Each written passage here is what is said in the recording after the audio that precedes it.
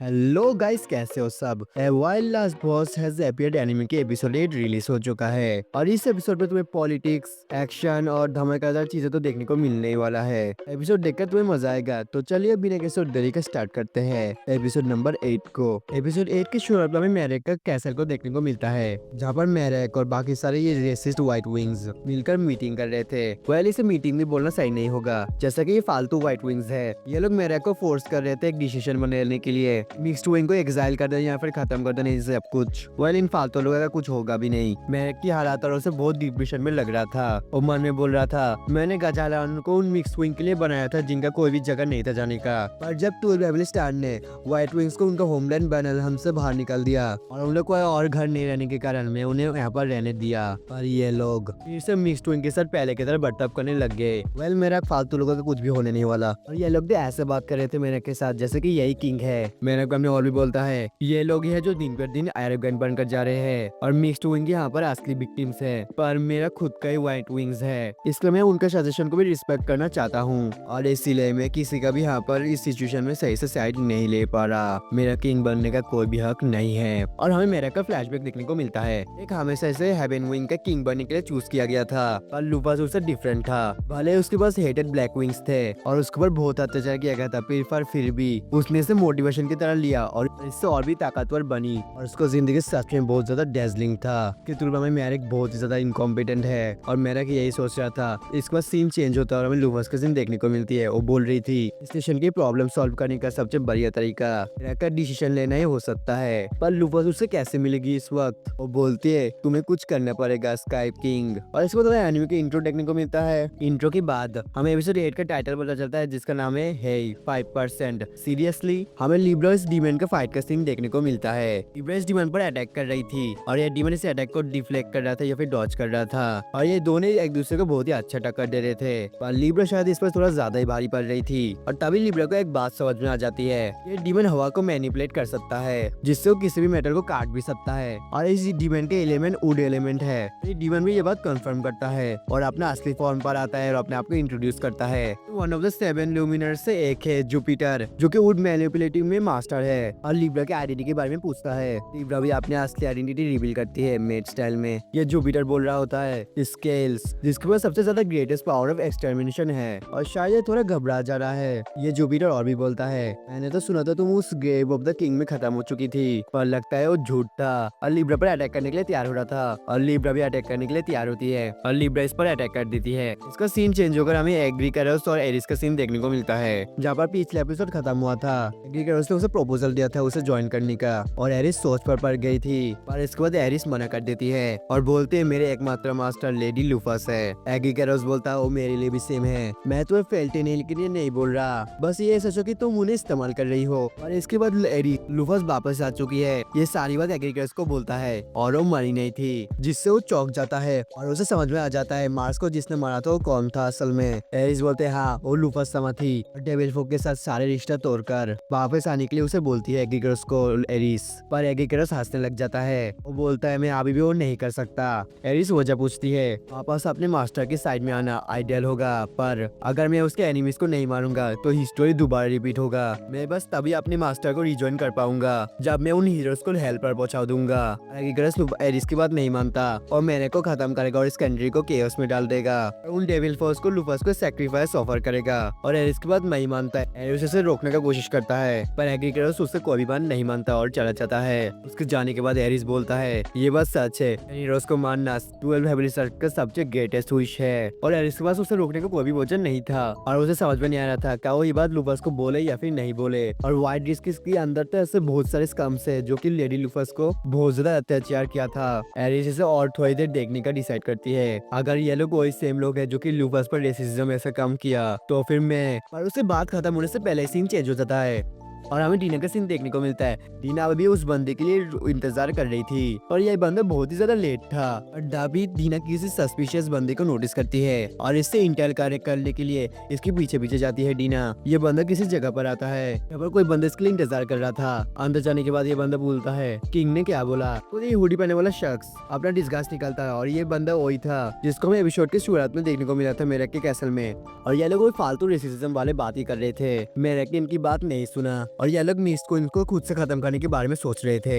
Well in फालतू resist लोगों का कुछ भी नहीं होने वाला, पर इन फालतू लोगों से हमें एक बात जरूर पता चलती है, मिक्स्ड विंग वार के लिए प्रिपेयर हो रहे हैं। ये लोग बात कर रहे थे कि ये बात सच है या फिर नहीं। पर इनमें से एक बंदा बोलता है ये खबर उन्हें शायद जुपिटर से मिला है और इन लोगों ने शायद जुपिटर के साथ मिलकर कोई आर्मी टाइप का कुछ प्रिपेयर किया था। पर इनमें से एक बंदा बोलता है पर अब सर जुपिटर है कहाँ? पर ये वाला शख्स बोलता है जब ये लोग मिलने का डिसाइड किया था तब जुपिटर नहीं आया था। वेल आएगा भी कैसे, लिब्रा तो उसका कीमा बना रही थी। पर इसको दिन चली जाती है ऊपर किसी जगह पर। वेल इस कंट्री में ऑलरेडी सिविल वॉर स्टार्ट होने वाला है, पर जो बंदा इस आग पर केरोसिन छिटाने का काम कर रहा है तस्वीर का नाम जुपिटर है। पर डीना सोच रही थी वो मीटिंग के लिए क्यों नहीं आया था। वेल उसका शायद में बल्कि डेफिनेटली एक वजह था। पर डीना इस बात से खुश थी, उसके पास कुछ अच्छा इन्फॉर्मेशन है लूकास के साथ शेयर करने का। ये कंट्री टर्मोइल के अंदर बहुत ही जल्दी जाने वाला है। वह सीन चेंज होकर हमें लिब्रा और जुपिटर की फाइट कंटिन्यू होते देखते हुए मिलता है। माफ करना मैं सारे सीन्स को सही से एक्सप्लेन नहीं कर सकता, पर इस बार जुपिटर लिब्रा पर अटैक कर रहा था पर लिब्रा पर उसका कोई भी अटैक नहीं लग रहा था। ये जुपिटर किसी तरह उसके अटैक को रोक रहा था लिब्रा की, पर लिब्रा की एलिमेंट मेटल होने के कारण और जुपिटर के लिए बहुत ही बुरा मैच था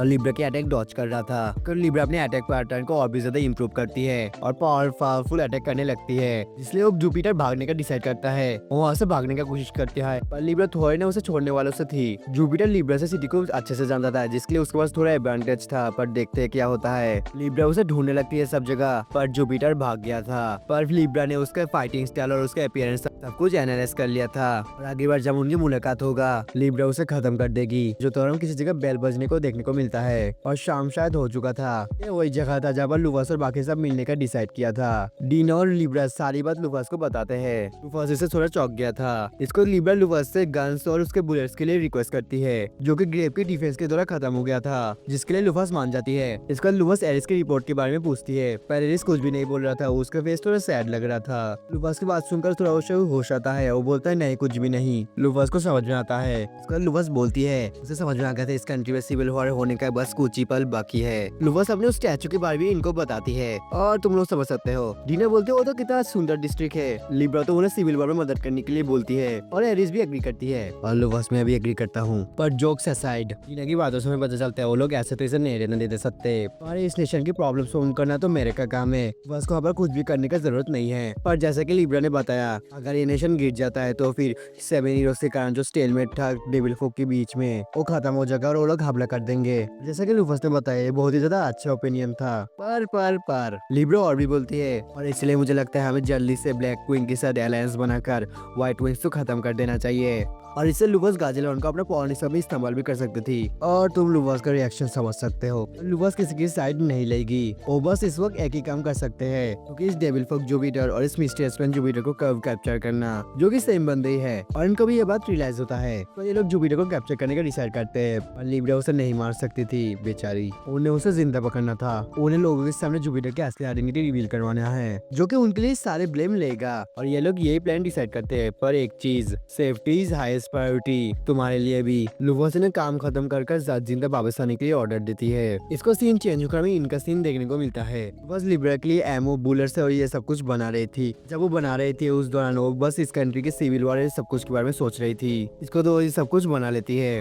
इसका सीन चेंज होकर गाजेलॉन से थोड़ा दूर में किसी जंगल में जुपिटर लिब्रा के साथ बैटल का फ्रस्ट्रेशन इन पैरों पर उतार रहा था। पर जुपिटर के तो पसीने छूट रहे थे क्योंकि अगर लिब्रा पर है तो फिर लूकास माफेल भी और तभी बेनस भी वहाँ पर आ जाती है। जुपिटर बेनस पर गुस्सा हो रहा था। एक मिनट, ये एनिमे का कैमरा एंगल का क्या है? सीरियसली इन एनिमेटर्स को ना। खैर छोड़ो, बेनस बोल रही थी गुस्सा मत हो, पर जुपिटर तो हो रहा था क्योंकि उसने उसे मदद करने के लिए नहीं आई थी। पर जुपिटर नहीं सुनता और उस पर ही अटैक कर देता है। बेनस उसे डॉज कर लेती है और उसकी बात से हमें पता चलता है वो तो बूढ़ी हुआ तो उस मीटिंग स्पॉट पर इंतजार कर रही थी और अपना पॉइंट क्रिएट करने की कोशिश कर रही थी। पर जुपिटर बोलता तो फिर तुम्हें उन्हें सिटी में क्यों लाई? बेनस बोलती है वेल मेरी तरह कोई भी शख्स तो कॉन्कर को तो नहीं रोक सकता ना। जुपिटर को ही बस समझ आता है पर वो बोलता है हमारा प्लान था उन इडियट्स को सिविल वॉर में डालना और जब ये कंट्री खत्म हो जाएगा और तब मेरे को खत्म कर देना और इस प्लान को सक्सेस करने का बहुत सारा अपॉर्चुनिटी था। और अब जब क्योंकि वो गोले वहाँ पर आ चुकी है मैं अब उस स्टेशन के पास भी नहीं जा पा रहा और फिर से अटैक कर देता है। वेल बेनस को थोड़ा गिल्टी फील रहा था, कोई भी असिस्टेंट नहीं दे पाई थी उसे। वेल मुझे तो उसे देखकर नहीं लग रहा था। पर बेनस जुपिटर को एक प्रपोजल देती है और 20 मिनट्स तक लिब्रा को रोक पाएगी और एक ईबेल स्माइल देती है किलर वाली। इसका सीन चेंज होगा में ल्यूफास और लिब्रा की सीन देखने को मिलता है। ल्यूफास ने लिब्रा के लिए बहुत सारे ये सब कुछ बना लिया था, पर उसने ये सब कुछ घुसाया कहाँ पर यार। वेल कुछ मिस्टेरियस रहे तो ही अच्छा है। पर अगली बार लिब्रा तो जुपिटर को नहीं छोड़ने वाली थी, पर लूफास उसे याद करवाता है, उसे उन्हें जिंदा पकड़ना है। और इसके बाद लिब्रा लूफास से डीना के बारे में पूछती है, क्योंकि उसने बोर्ड देखता है, उसे नहीं दिखा था। पर लिब्रा ने अपने पावर से चेक भी किया था, उसने 100 किलोमीटर रेडियस तक उसे डिटेक्ट कर नहीं पाई थी, जिसके लिए लिब्रा को लग रहा था वो कंट्री के बाहर में है कहीं। पर लूफास बोलते तुम उसके लिए परेशान होने की जरूरत नहीं है, और टेलीपोर्टेशन मैजिक इस्तेमाल कर सकती है। वो शायद इस वक्त हमारे बेस में वापस गई है ऐसा, या फिर इसके बारे में कुछ करने के लिए। पर लिब्रा उसकी बात करते हुए बोलती है टेलीपोर्टेशन मैजिक, क्या आप एक्स गेट स्पेल के बारे में बोल रही हो? पर लूफास इसके बारे में श्योर नहीं थी। लिब्रा बोलती है ये तो सरप्राइजिंग है, या एक्स गेट क्या लगा और कोई टेलीपोर्टेशन मैजिक एग्जिस्ट करता है इस वक्त में? और तभी लूफास को एक बात रियलाइज होता है, वो सोचने लगती है, उसे कुछ सही नहीं लग रहा था। लूफास डीना की टेलीपोर्टेशन मैजिक और इसके बारे में सोचने लगती है, क्योंकि 200 साल पहले कोई भी टेलीपोर्टेशन मैजिक एग्जिस्ट नहीं करता था, और एक्स गेट ऑनलाइन गेम के अंदर भी ऐसा कोई स्पेल नहीं था, और एक्स गेट तो बस गेम का नाम या फिर टर्म था, इसके बारे में कोई भी कुछ सीख नहीं सकता था। तो फिर इसका मतलब डीना का टेलीपोर्टेशन मैजिक एक्स गेट है, या फिर किसी नए टाइप का मैजिक 200 साल के अंदर क्रिएट हुआ था। पर अगर वो ऐसा कोई स्पेल इस्तेमाल कर सकती है तो फिर वो है क्या? पर फिर भी क्यों मुझे अचानक से इसके बारे में याद क्यों आ रहा है, और मैंने इसे इतने वक्त से क्यों ऐसे एक्सेप्ट कर लिया था? लूफास को समझ आ जाता है कि उसे डीना के साथ इसके बारे में बात करना पड़ेगा। इसको डीना भी वापस आ जाती है। ओके गाइस, मुझे थोड़ा बुरा फीलिंग आ रहा है, अब इनके अंदर तो बहुत ज्यादा अंधेरा था, डीना को कुछ समझ नहीं आ रहा था। पर तभी अचानक से लिब्रा उसके पीछे आ जाती है, और ये डीना को इंटरोगेशन टेबल पर बैठा देते हैं, और डीना की इंटरोगेशन स्टार्ट करते हैं। भाई वो बेनास हो या फिर डीना हो, पर प्लीज वो लूफास के एलाई निकले। चलो मेन स्टोरी पर वापस आते हैं। डीना को कुछ समझ नहीं आ रहा था अभी भी। लूफास उससे क्वेश्चन ही स्टार्ट करती है, और वो जो भी बोलेगी वो लिब्रा की मेमोरी में रिकॉर्ड होगा, तो सब बचने का कोई भी फायदा नहीं है। और उसे अभी भी कुछ समझ नहीं आ रहा था, जिसके लिए लूफास बोलती है मेमोरी मैनिपुलेशन और टेलीपोर्टेशन मैजिक, ऐसा एक शास्त्री के पास ऐसा टैलेंट रहना जो कि ओरिजिनल एक बैकग्राउंड एनपीसी है, ये बहुत ज्यादा सस्पिशियस है। और अभी उसे देखकर ये तो विश्वास करना बहुत ही ज्यादा मुश्किल है, वो बस बैकग्राउंड में फेड हो रही थी। इनफैक्ट उसके पास तो बहुत ही ज्यादा स्ट्रॉन्ग प्रेजेंस है। और डीना से जवाब पूछती है एक्स गेट टेलीपोर्टेशन और सब कुछ के बारे में। ये दोनों डीना को इंटरोगेट करने लगते हैं, पर डीना तो इसे जवाब नॉर्मली दे रही थी। लूफास को भी रियलाइज होता है उसने कभी भी इस बात को छुपाया नहीं था, और इसी स्पेल की वजह से तो लूफास इस वर्ल्ड में समन हुई थी। इनको उस ओल्ड एल्फ को भी इस्तेमाल करना आता था। इसके बाद लूफास डायरेक्टली बोलती है तुम हो कौन? हमारा तुम्हारे साथ उतना अच्छा कोई मेमोरीज नहीं है उतने सालों में याद लायक, और तुम तो इंसान तो डेफिनेटली नहीं हो सकती, और तुम्हारे पास तो एल्व्स हेवन विन का भी कोई ट्रेड्स नहीं है, या फिर वैम्पायर। डीना बोलते मैं तो बस मामूली से एक हाफ एल्फ हूँ। और लूफास को याद आता है हाफ एल्फ एग्जिस्ट करते थे, उसे लगा था कि वो गेम पर नहीं थे। इसको लूफास उसकी इतने सारे एबिलिटीज के बारे में पूछती है। इसको डीना चिक कर बोलती है 200 साल तक मैंने 200 साल तक बहुत ही हार्ड ट्रेनिंग किया, तो अब की मैं और बैकग्राउंड की पार्ट नहीं रहूं, और रोने भी लग गई थी। और लूफास को भी बस समझ में आता है, पर अब लूफास क्या करेगी, उसके पास और कोई सवाल नहीं है। पर लिब्रा की इशारे से लूफास को अपना ऑब्जर्विंग आइस के बारे में याद आता है, और लूफास को समझ में आना था, उसने ये बात फुल्ली इग्नोर किया। डीना का स्टेटस चेक करना, इसको तो डीना के स्टेटस चेक करती है, और उसको लेवल 300 है। वेल वो ताकतवर तो है, लूफास कह रही थी। और लूफास ये भी कहती है वो शायद 7 लुमिनर्स के साथ इक्वल टर्म में फाइट भी कर सकती है। कोई डीना बोलती है क्या आप सेटिस्फाइड हो?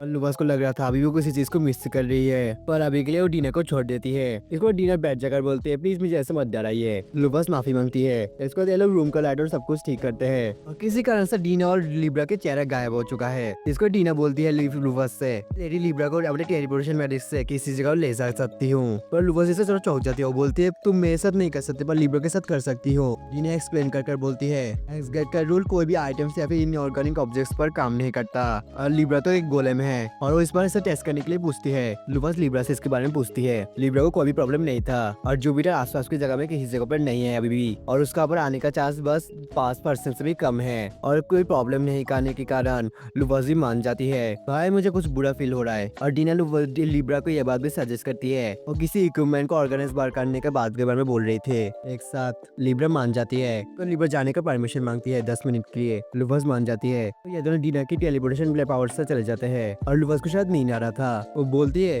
शायद मैं डीना के बारे में थोड़ा ओवर थिंकिंग कर रही हूँ, और वो सोने वाली थी। वो बोल रही थी वो दोनों वापस आने के बाद हम लोग क्या करेंगे उसके बारे में बात करेंगे, और ऐसे भी नहीं लगता जुपिटर इस वक्त में अटैक पर उसकी बात खत्म करने से पहले ही किसी ने अटैक कर दिया था, और 5% चांस अब 100% में मतलब हो चुका है, और डेफिनेटली किसी ने अटैक कर दिया है। मेरे को भी आकर किसी ने ये बात का खबर देता है, किसी ने व्हाइट ड्रेस पर अटैक कर दिया था, जिससे वो भी परेशान हो गया था। बहुत से व्हाइट विंग्स ऐसे जमीन पर पत्थर के नीचे दब गए थे या फिर मर गए थे। कुछ लोगों को तो बहुत चोटें मिली थी और इन सब कुछ का मास्टरमाइंड जुपिटर आ जाता है और इन सबको भड़काने लगता है, ये बोलकर कि ब्लैक लिस्ट के वाले इन्होंने ये सारे काम किया है। और ये सारे व्हाइट विंग्स भी मैनिपुलेट हो जाते हैं और मान लेते हैं ये बात। पर तभी ये लोग कुछ नोटिस करते हैं, पूरा गाजल होन पर आइको ने मैजिक इस्तेमाल कर लिया था, जिससे वो सबको कंट्रोल कर रहा था, मिक्स्ड विंग व्हाइट विंग सबको, और बस एक ही बात बोल रहा था, मार डालो मार डालो, मतलब एक दूसरे को मार डालने का ये सब बात बोल रहा था, जिससे व्हाइट विंग्स और मिक्स्ड विंग एक दूसरे पर हमला कर देते हैं और लुवो से सब कुछ ऊपर से देख रही थी। और इसके साथ एपिसोड 8 भी यहाँ पर खत्म होता है। तो गाइस टॉफी तो डीना तो सस्पेंस का बेनस है, पहले एपिसोड में ऐसा ही दिखाया जा रहा है कि डीना ही बेनस है, पर क्या है असली बात ये तो नेक्स्ट एपिसोड में शायद पता चलेगा। पर हमारे इन सवालों के जवाब के लिए हमें नेक्स्ट वीक के एपिसोड के इंतजार करना पड़ेगा। तो ओके, वीडियो बहुत ज्यादा लंबी हो चुकी है, तो अगर वीडियो पसंद आए तो वीडियो को एक लाइक कर देना।